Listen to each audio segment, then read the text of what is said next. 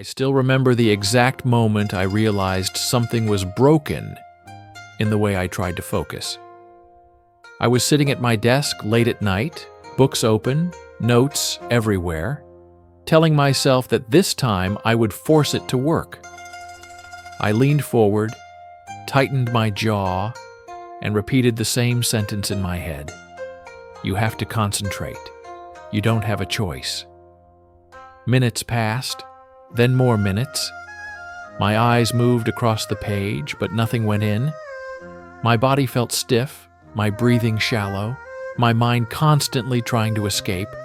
The harder I pushed, the worse it became. That was the night I learned a truth no one ever taught me in school. Focus does not respond to coercion. It collapses under it. I wasn't distracted. I wasn't lazy.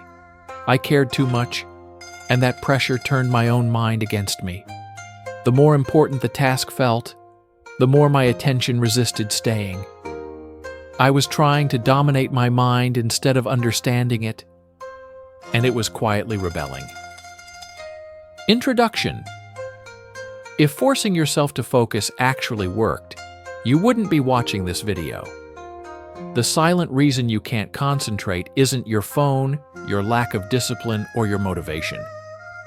It's the invisible tension you bring into the moment before you even begin. And until that tension disappears, flow will always feel rare, accidental, and out of your control. But what if flow wasn't something you waited for? What if it was something you could enter deliberately, not by pushing harder, but by stopping the inner fight? This idea comes from an ancient Eastern way of thinking often described as the water mind, a mind that doesn't force, doesn't rush, and doesn't resist. A mind that moves into action the way water moves downhill, naturally, quietly, and without friction. Principle 1.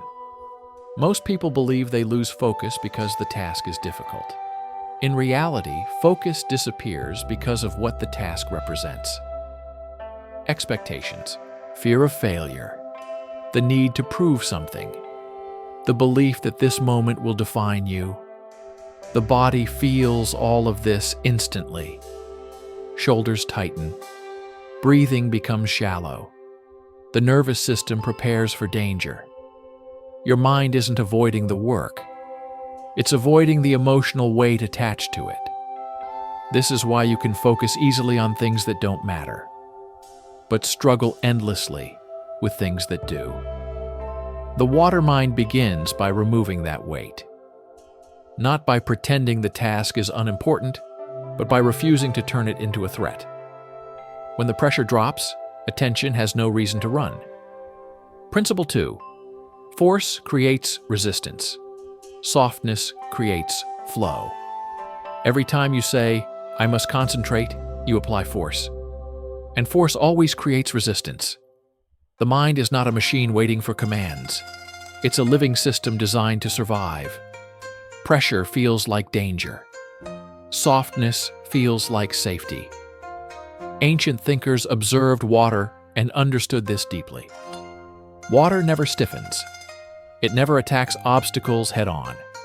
It adapts, reshapes itself, and continues moving. The water mind works the same way.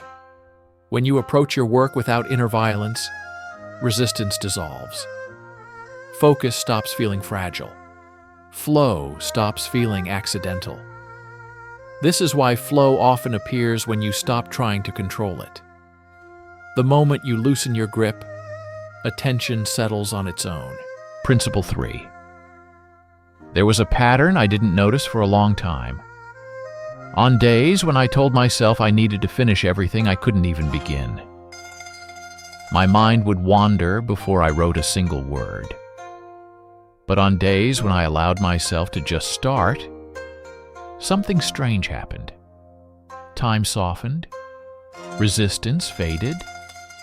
I kept going without forcing anything. The mind does not fear effort, it fears overwhelm. The moment you approach a task as a massive block of responsibility, your nervous system hears danger. It doesn't matter how motivated you are. If the beginning feels too heavy, attention will slip away to protect you.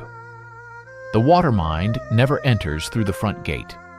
It enters through the smallest opening. One sentence, one movement, 1 minute of honest presence. When the beginning feels safe, the mind stays. And once it stays, momentum builds naturally. Flow doesn't start with intensity, it starts with permission.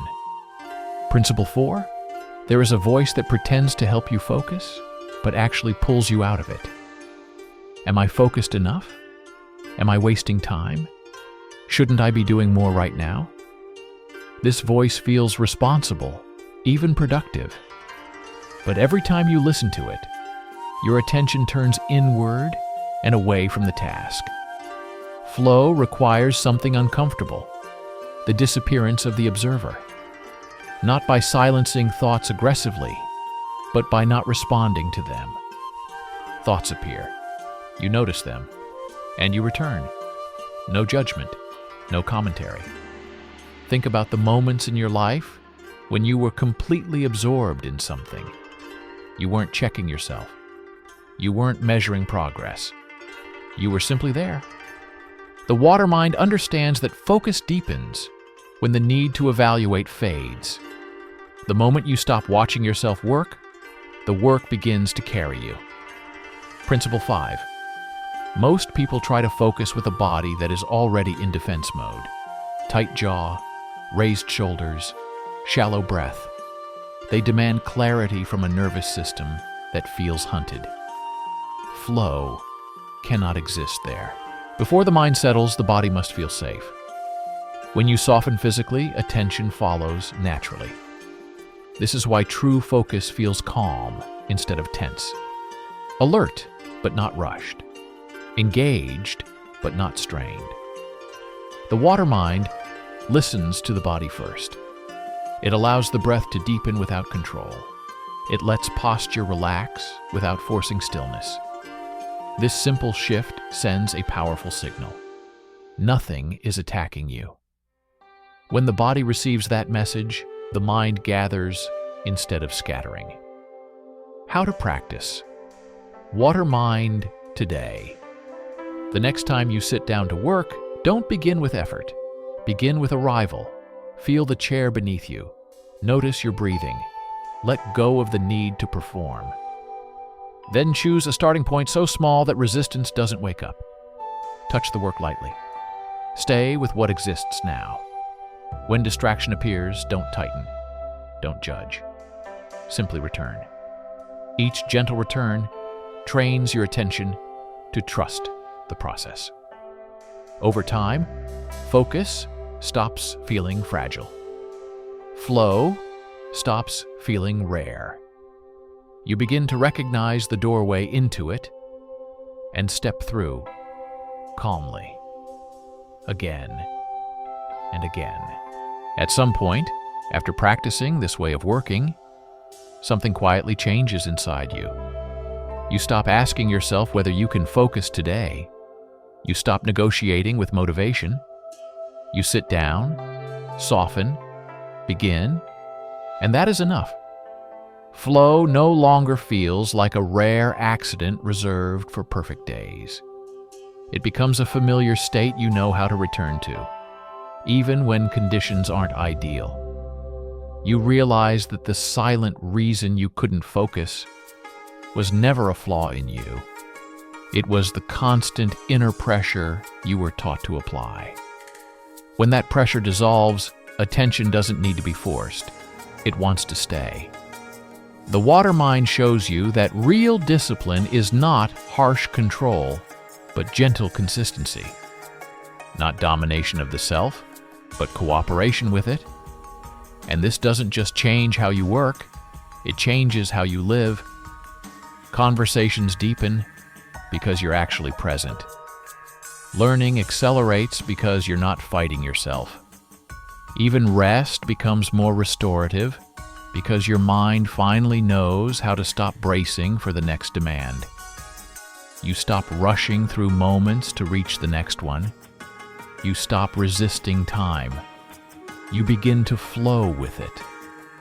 If this way of thinking resonated with you, if you felt a sense of recognition while listening, then this channel is for you. Here we explore ancient wisdom, modern psychology, and practical inner techniques to help you live and work with clarity instead of constant struggle. Subscribe to continue this journey and learn how to move through life, not by force, but by flow.